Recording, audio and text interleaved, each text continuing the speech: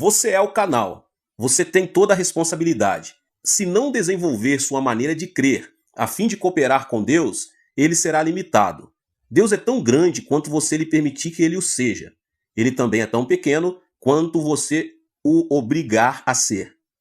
Quando os pecadores vêm a Jesus, quebrados e infelizes, primeiramente lhes ensino que Deus habita em seu interior e que possui todo recurso em Jesus Cristo.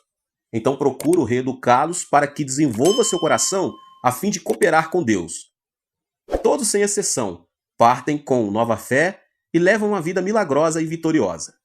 Como é que este povo, se todos fossem realmente pobres e cheios de fracasso, pôde dar mais de 20 milhões de dólares à sua igreja de 1969 a 1977? Todos os anos damos cabos de nossos projetos, que geralmente custam de 1,5 milhão a 2 milhões de dólares. Estes membros podem dar porque foram enriquecidos e são sucesso tremendos porque sabem como obter a fonte de recurso. Mas primeiro devem ser limpos dos pecados da carne. A maioria das pessoas lutam com 4 pecados da carne. Pecados estes que devem ser vencidos antes que o cristão possa operar ativamente com Deus. Se não se livrarem destes pecados, seus canais serão tão entupidos que Deus não terá a oportunidade de fluir através deles. Descobri esses pecados durante os meus 20 anos de aconselhamento. Primeiro, as pessoas sofrem por causa do ódio. O primeiro pecado que examinaremos. Se conservar o ódio em seu coração, Deus jamais poderá fluir através de você. E esse ódio, esse espírito não perdoador, será o inimigo número 1 de sua fé. Cristo Jesus destaca esse fato em Mateus 6,14 e 15. Porque se perdoardes aos homens as suas ofensas, também vosso Pai Celeste vos perdoará. Se porém não perdoardes aos homens as suas ofensas, tampouco vosso Pai vos perdoará as vossas ofensas. Depois de pregar o 4º sermão no domingo de manhã, estou tão cansado que não desejo ver ninguém. Se alguém deseja falar comigo, primeiro tem de passar por minhas secretárias. Elas examinam cuidadosamente os pedidos. Se alguém consegue chegar à minha porta, é porque está em grande necessidade. Certo dia, depois de meu 4º sermão, um senhor bateu à porta do meu escritório. Abri a porta e ele entrou. Pensei que ele estivesse bêbado porque andava cambaleando. Sentou-se e tirou algo do bolso. Um punhal afiado. Fiquei atemorizado. Pensei, como é que as secretárias deixaram-no entrar aqui? Ele carregava um punhal. E assim mesmo o deixaram entrar. Eu estava realmente assustado. E quando ele empunhou a arma, preparei para defender-me dizendo, não use essa faca. Diga-me por que veio aqui, respondeu ele. Senhor, vou cometer suicídio. Mas primeiro vou matar minha esposa, meu sogro, minha sogra e todos os que se encontram ao meu redor. Um amigo meu aconselhou-me a vir a assistir um dos seus cultos antes de fazer todas estas coisas. Vim e assisti ao 4º culto. Escutei com atenção, mas não pude entender nenhuma de suas palavras. Não pude entender seu sotaque e não consegui compreender nada do que o Senhor disse. De modo que depois de ouvir o que o Senhor tem a dizer, vou sair para realizar todos os meus planos.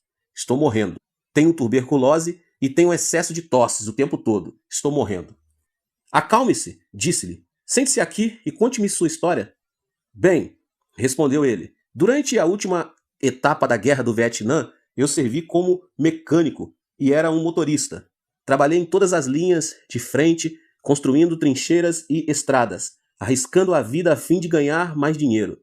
Enviava todo o dinheiro para minha mulher, e quando a guerra acabou, mal tinha o suficiente para sair do Vietnã. Mandei-lhe um telegrama de Hong Kong e esperava vê-la com as crianças no aeroporto de Seul. Mas ao chegar lá, não vi nem sombra deles. Pensei que talvez tivessem recebido meu telegrama, mas quando cheguei correndo em casa, descobri estranhos morando lá. Descobri que minha mulher tinha fugido com um jovem. Ela me havia deixado, levando todas as minhas economias. Morava em outra parte da cidade. Fui até lá e implorei-lhe que voltasse para mim. Ela se negou terminantemente. Fui ver meu sogro e minha sogra a fim de expor-lhes o caso. Deram-me $40 e me expulsaram de sua casa. Em menos de uma semana, eu tinha um ódio ardente em meu coração e comecei a vomitar sangue. Agora a tuberculose acaba comigo rapidamente e não tenho esperança alguma. Vou destruí-los um por um. Então matarei a mim mesmo depois. Cavalheiro, disse-lhe eu, essa não é a maneira de fazer vingança. A melhor maneira de se vingar é encontrar um novo emprego, construir um lar mais lindo e melhor e mostrar a ele do que você é capaz. Desta maneira você realmente poderá vingar-se. Mas matá-los e depois matar a si mesmo não lhe trará satisfação alguma. Odeio-os, clamou ele. Enquanto os odiar, vai destruir-se, disse eu. O ódio destrói mais a pessoa que odeia do que aos outros. Por que você não experimenta Jesus? Perguntei. Quando Jesus entra em seu coração, todo o poder de Deus vem e habita em você. O poder de Deus fluirá através de você. Deus o tocará, o curará e restaurará a sua vida. Você poderá construir sua vida e isso seria vingança verdadeira contra seus inimigos. Enviei-o à montanha de oração, onde ele aceitou a Jesus Cristo como seu salvador pessoal. Contudo, ele não podia perdoar de todo a sua esposa. Pedi-lhe, pois, que bendizesse sua esposa. A melhor maneira de perdoar sua esposa é bendizê-la. Abençoe-lhe o espírito, alma, corpo e vida. Ore para que Deus abra as portas dos céus e derrame bênção sobre ela. Não posso abençoá-la, exclamou ele. Não a amaldiçoarei, porém não a bendirei. Respondi, se não a abençoar, não será curado. Ao abençoar, as bênçãos começam em você. Você vai aproveitar mais de suas bênçãos do que ela. Temos um ditado que diz, se deseja sujar o rosto dos outros com barro, terá primeiro que sujar suas mãos. De modo que, se amaldiçoar sua mulher, a maldição primeiro tem que sair de sua boca e você será amaldiçoado primeiro. Mas se abençoar sua esposa, a palavra de bênção procederá de seu coração, saindo-lhe pela boca e você será abençoado primeiro. Assim sendo, vá em frente e bendiga-lhe. Ele começou a abençoá-la, a princípio por entre os dentes, e orou, ó Deus, abençoa minha mulher, abençoa e dá-lhe a salvação. Ó Deus, dá-lhe a bênção. Ele continuou a bendizer-lhe e em menos de um mês foi completamente curado da tuberculose e sua vida foi transformada. O poder de Deus começou a emanar dele e sua face brilhava. Ao encontrá-lo um mês mais tarde, ele exclamou excitadamente, ó Pastor Cho, regozije-me no Senhor. Louvo a Deus porque agora realmente aprecio de verdade a minha esposa. Foi por ela ter me deixado que encontrei Jesus. Oro por ela todos os dias. Renovei minha licença para dirigir tratores. Tenho um novo emprego. Estou construindo um novo lar e espero que minha esposa volte para mim. Este homem louvava ao Senhor. Ele construía sua vida através do poder de Deus que tinha começado a emanar de sua vida. Ele estava curado de espírito e corpo. Se não se livrar de seu ódio, não poderá entrar em contato com o Senhor. Quando você sair a pregar o Evangelho, deve ajudar as pessoas a compreender isto. Certo dia, uma professora veio ver-me. Ela era a diretora de uma escola e sofria de artrite.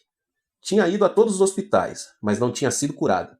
Impus as mãos sobre ela, orei e repreendi a doença. Gritei, fiz tudo o que podia, mas Deus não a tocou. Muitas pessoas tinham sido curadas na igreja, mas a despeito de tudo, ela não era curada. Afinal, comecei a desistir. Mas certo dia o Espírito Santo me disse, não grite, ore e repreenda. Não posso fluir através dela, porque ela odeia o ex-marido. Eu sabia que ela se tinha divorciado 10 anos antes. Então, enquanto ela estava sentada à minha frente, eu disse, irmã, por favor, divorcie-se do seu marido.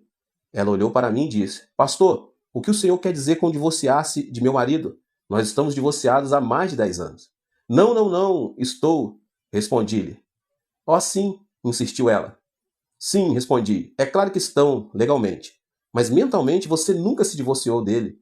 Você o amaldiçoa todas as manhãs. Todos os dias você o amaldiçoa e odeia. Em sua imaginação, nunca se divorciou do seu marido. Em sua mente ainda vive com ele. E esse ódio está lhe destruindo e secando-lhe os ossos. Por causa disto, sua artrite não tem cura. Médico algum pode curá-la. Retorquiu ela. Mas ele causou-me tanto prejuízo. Quando me casei com ele, ele nunca arrumou um emprego. Esbanjou todo o meu dinheiro, destruiu minha vida e depois foi viver com outra mulher. Como é que posso amá-lo? Respondi. Amá-lo ou não é problema seu. Mas se não o amar, morrerá de artrite. A artrite somente será curada pelo poder de Deus. O poder de Deus jamais cairá do céu como um meteoro a fim de tocá-la e curá-la. Não, continuei. Deus habita dentro de você. Ele vai emanar de seu interior e curá-la. Mas seu ódio impede o fluxo do poder de Deus. Por favor, comece a bendizer seu marido. Bendiga seu inimigo e faça bem a ele.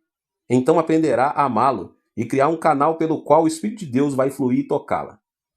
Ela tinha o mesmo problema do homem que sofria de tuberculose. Chorando, ela disse, não posso amá-lo. Pastor, por favor, perdoa-me. Não o odiarei, mas não o amarei.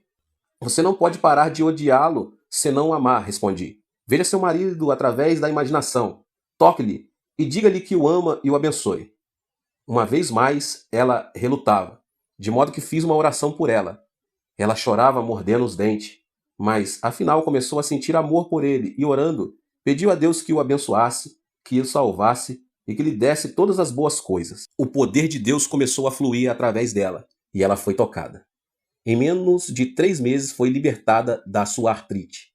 Sim, Deus habita em você, mas se você não se livrar do ódio, esse inimigo, o poder de Deus não poderá fluir por seu intermédio. Muitas pessoas vivem o temor. É nossa responsabilidade como cristãos ajudar essas pessoas a livrar-se deste medo, o segundo pecado neste grupo de 4 que estamos falando. Também já sofri de tuberculose. Sofri de tuberculose porque estava constantemente vivendo sob o temor da tuberculose. Na escola secundária, eu tinha uma aula na qual devia lidar com garrafas de álcool, com ossos e intestinos humanos. A simples vista dessas garrafas enchia-me de pavor. Certa manhã, o professor de biologia falava sobre a tuberculose. Naquela época não havia remédios miraculosos, e o professor disse que se contraísse tuberculose estaríamos perdidos, e nossos intestinos teriam a aparência do que estávamos naquelas garrafas, para o resto de nossa vida. Falou dos perigos da tuberculose, e no final da aula disse: há pessoas que nascem com tendência para a tuberculose. Homens com ombros estreitos e pescoços compridos são mais propensos a contrair tuberculose. Todos os alunos começaram a esticar os pescoços e a medi-los, como se fossem cegonhas. Olhando para os meus companheiros, vi que eu tinha o pescoço mais comprido de todos. Imediatamente tive o pressentimento de que contrairia tuberculose. O temor oprimia-me o coração. Quando cheguei em casa, olhei no espelho, medi o pescoço a tarde toda.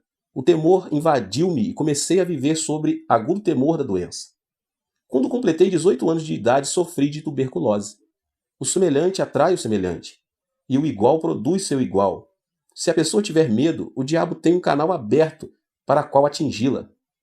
Temor é fé negativa.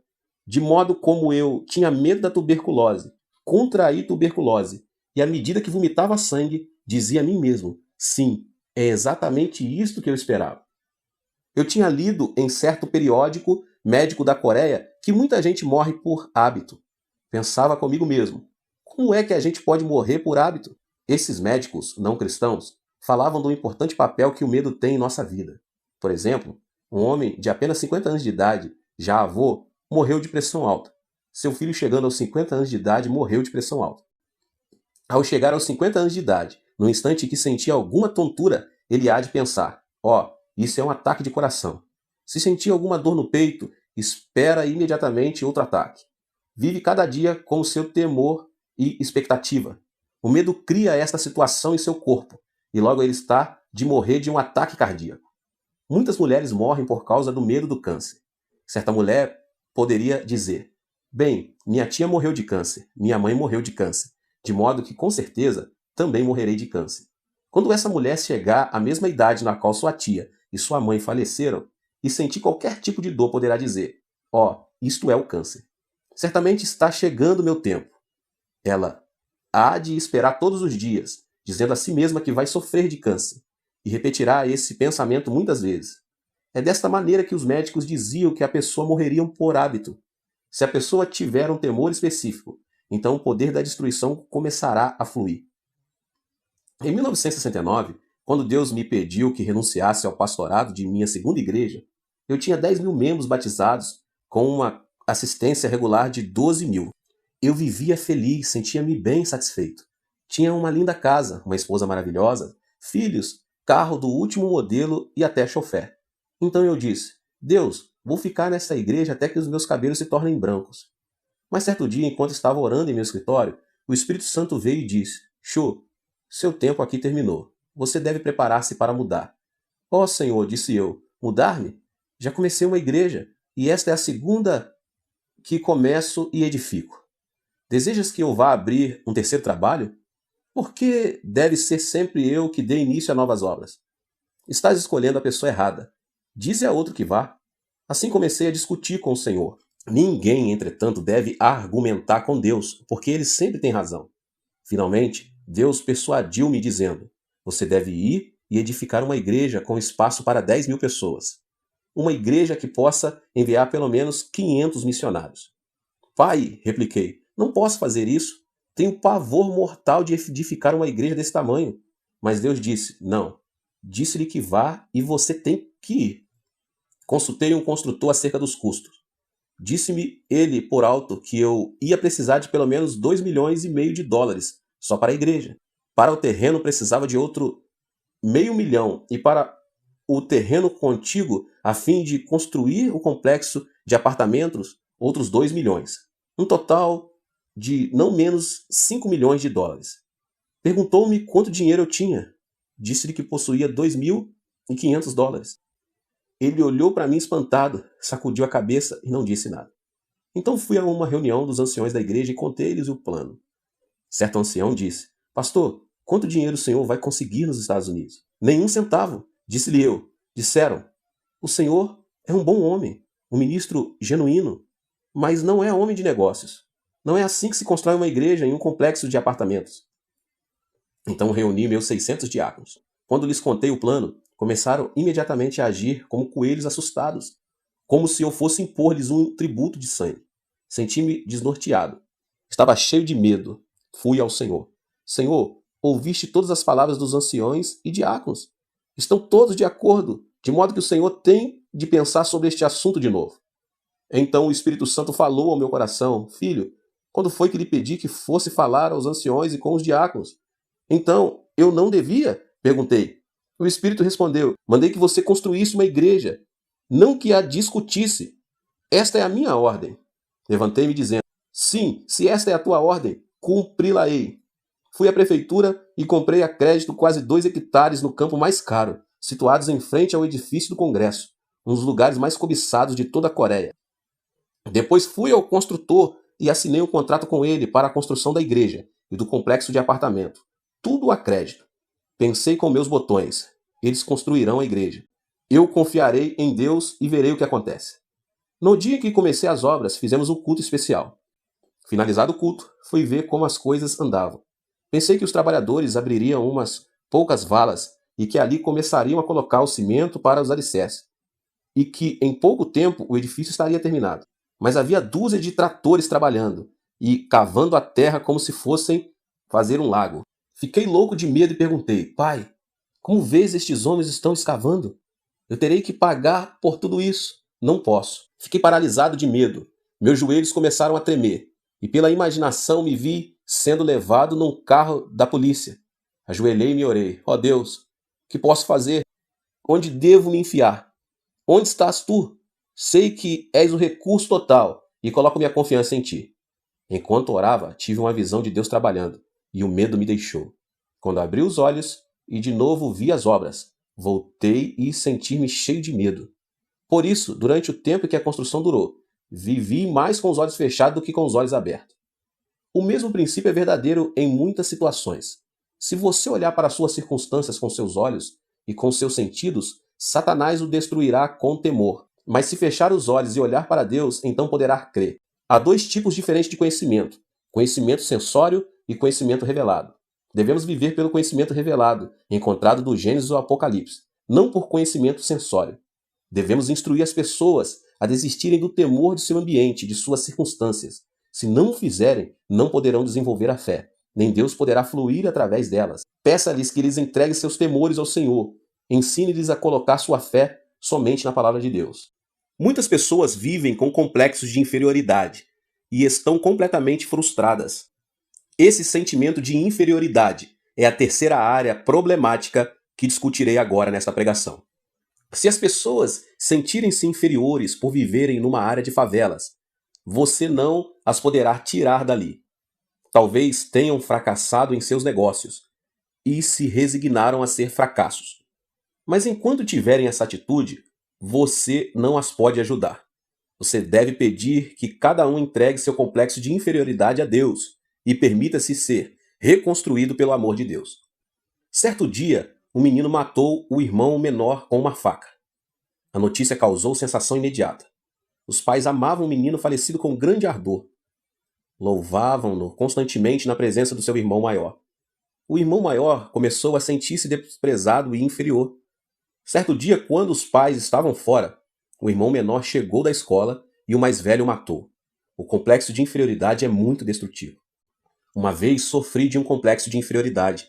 Depois de lutar durante 2 anos em meu primeiro trabalho pioneiro, a igreja começou a crescer. Mas em uma igreja muito barulhenta, uma verdadeira igreja pentecostal. Muita gente recebia o batismo no Espírito Santo e muitos eram curados de diversas doenças. Certo dia, o executivo principal de nossa denominação mandou chamar-me. Nesta época, eles estavam em meio caminho entre os pentecostais mais ardorosos e os presbiterianos mais conservadores.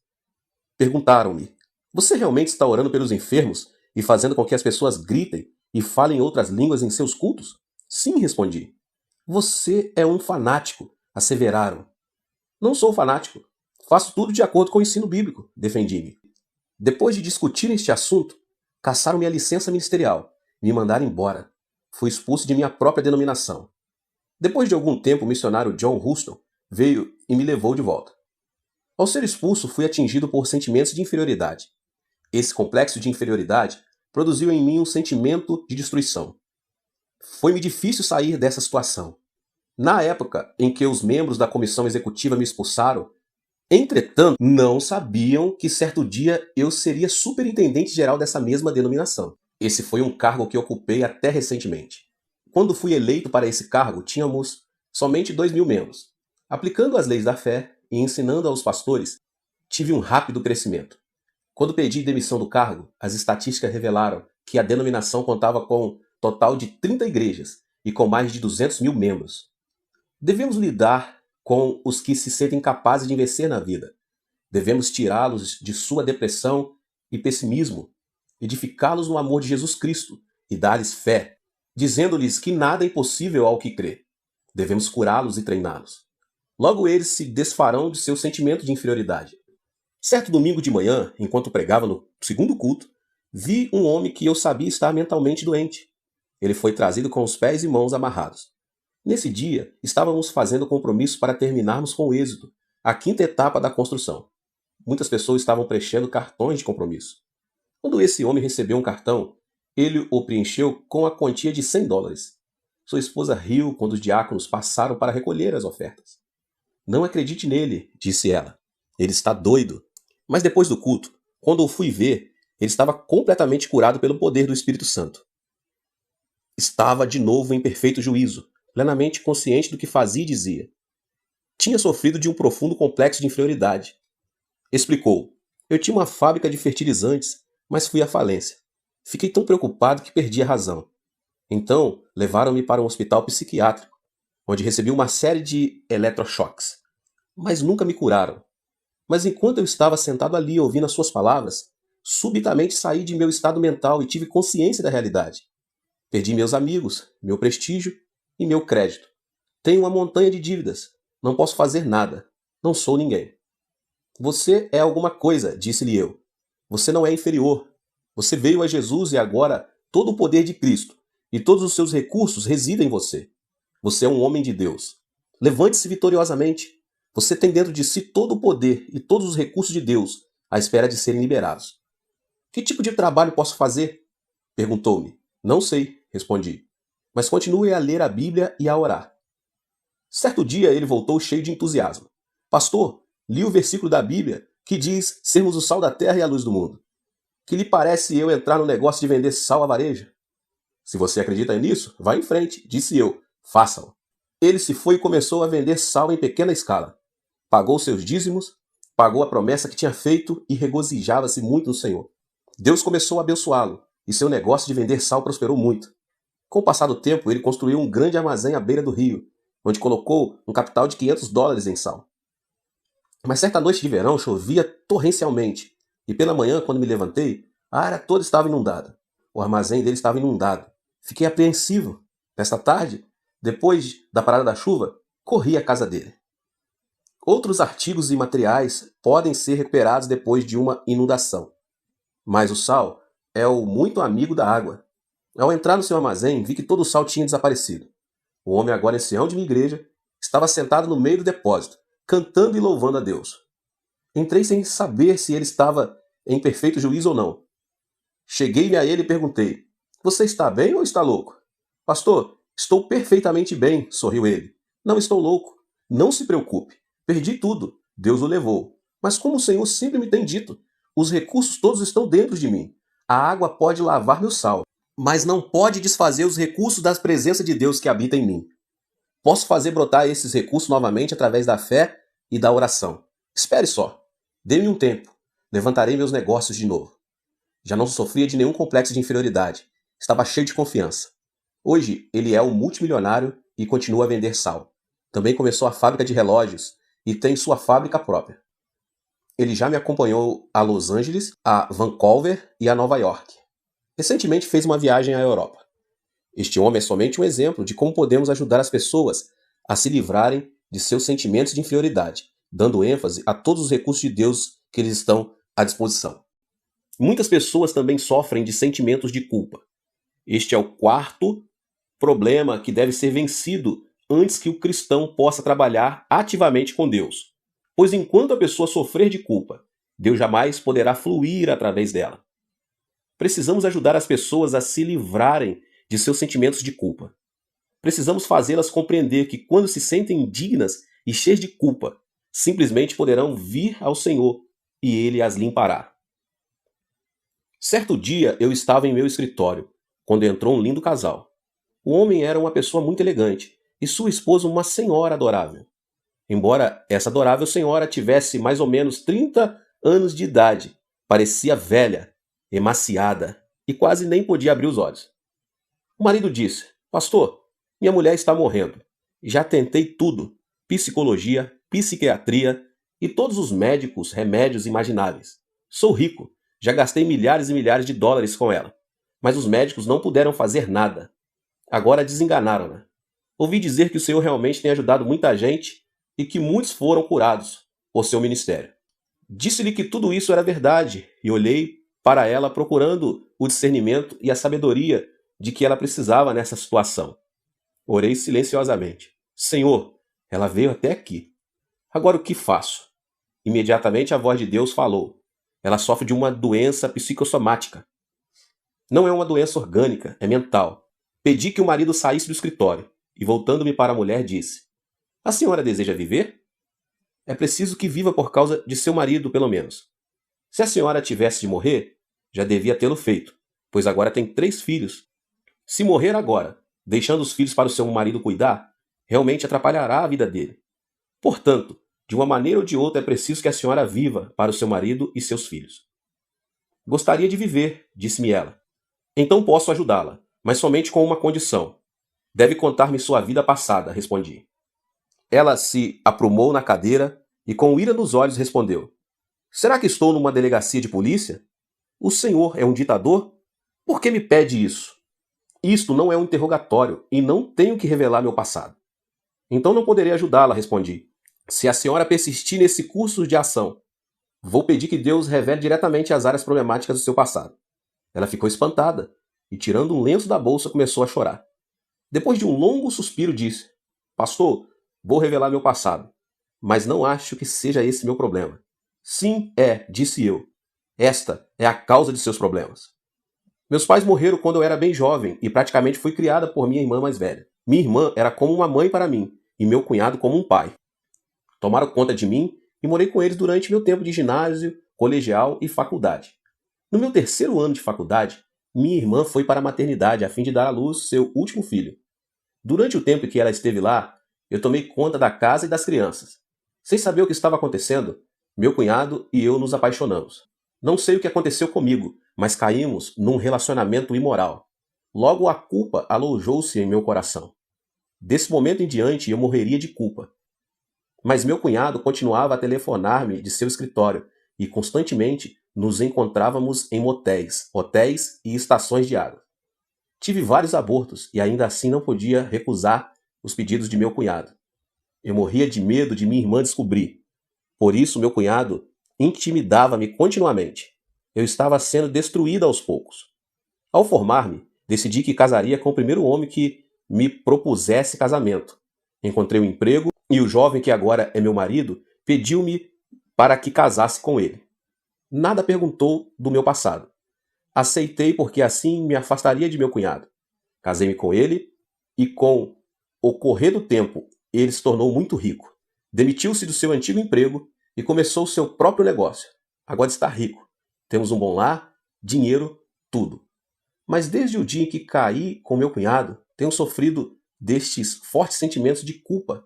Sempre que tenho relações com meu marido, sinto-me como se fosse uma prostituta. Não tenho o direito de receber o seu amor. Por dentro choro amargamente. Meus filhos são como anjos. Gostam de me abraçar dizendo mamãe. E odeio a mim mesma. Sou eu que sou uma prostituta. Não sou digna de receber este tipo de amor de meus filhos. Não gosto de ver meu rosto no espelho, e é por isto que me visto de maneira tão desleixada. Perdi o apetite e não sinto nenhuma felicidade ou alegria no coração. A senhora deve perdoar-se a si mesma, disse-lhe. Tenho boas novas para a senhora. Jesus Cristo veio e morreu na cruz pela senhora e pelos seus pecados. Nem mesmo Jesus pode perdoar os meus pecados, clamou ela, chorando.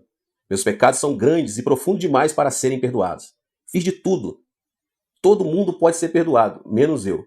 Enganei minha irmã e não posso confessar o que fiz. Isso prejudicaria sua vida toda. Indaguei silentemente. Senhor, como posso ajudá-la? Tens de ajudar-me. Então ouvi um suave sussurro em meu coração e subitamente ocorreu uma ideia. Irmã, feche os olhos. Pedi-lhe fazendo o mesmo. Vamos até um lago lindo e silencioso. Agora estamos assentados à margem do lago. Há muito cascalho ao nosso redor. Tenho na mão uma pedrinha de cascalho. Por favor, apanhe uma pedra grande e joguemos o cascalho e a pedra dentro do lago. Vou jogar primeiro. Segure a pedrinha e jogue-a no lago. Ouviu o barulho da água? Um leve murmúrio e umas ondas. Onde está a minha pedrinha agora? Foi para o fundo do lago, respondeu ela. Certo, respondi. Agora é sua vez. Jogue a sua pedra. Sim, a senhora pode jogá-la. Muito bem. Qual foi o barulho dela? Foi grande e formou grandes ondas, respondeu ela. Mas onde está a sua pedra? Perguntei. No fundo do lago, respondeu ela. Bem, parece que ambas as pedras foram para o fundo do lago quando as jogamos. A única diferença foi o ruído e as ondas. A minha fez um barulhinho e a sua produziu um grande ruído. A minha produziu pequenas ondas, a sua produziu ondas enormes. As pessoas vão para o inferno com pecados pequenos e grandes, pois estão sem Jesus Cristo. E qual é a diferença? O ruído e a sua influência na sociedade. Todo mundo precisa do perdão de Jesus Cristo. O sangue de Jesus cura todos os pecados, grandes ou pequenos. Isto tocou-lhe a alma e ela despertou para a verdade. Quer isso dizer que Deus pode perdoar os meus pecados? É claro, respondi. Ela afundou-se na cadeira chorando e estremecendo. Tentei encorajá-la, mas ela continuou a chorar. Então coloquei a mão sobre a sua cabeça e levei-a a fazer a oração do pecador. Depois da oração, quando ela levantou o rosto, vi seus olhos brilhando como estrelas. De sua face começou a irradiar glória. Ela levantou-se exclamando, Pastor, estou salva. Todos os meus fardos foram desfeitos. Comecei a cantar e ela a dançar. Até este momento, ela nunca tinha dançado de alegria perante o Senhor. Mas neste dia, ela pulava e dançava, fazendo barulho que o marido escutou e correu para ver o que se passava em meu escritório. Ao vê-lo, ela correu para ele e abraçou com força. Ela nunca tinha feito isso antes e seu marido estava assombrado. Perguntou, o que o Senhor fez com ela? Deus realizou um milagre, respondi alegremente. E voltando-me para a esposa, disse, deve entregar todo o seu coração ao Senhor. Ele fez grandes coisas por você. Em breve, ela tinha livrado totalmente o seu sentimento de culpa. O poder de Deus emanou do seu interior e ela foi curada por completo. Esse casal agora é de minha igreja e sempre que olho para o rosto dessa senhora, não posso deixar de pensar no amor de Jesus Cristo. Agora ela não tem doença alguma, foi completamente curada. Ao soltar seu sentimento de culpa, o poder de Deus pôde fluir. Irmãos e irmãs, em Cristo, neste instante, vocês têm todo o poder de Deus dentro de vocês. Podem recorrer a esse poder por seus gastos, suas roupas, seus livros, sua saúde, seu negócio, finanças, estudos e tudo.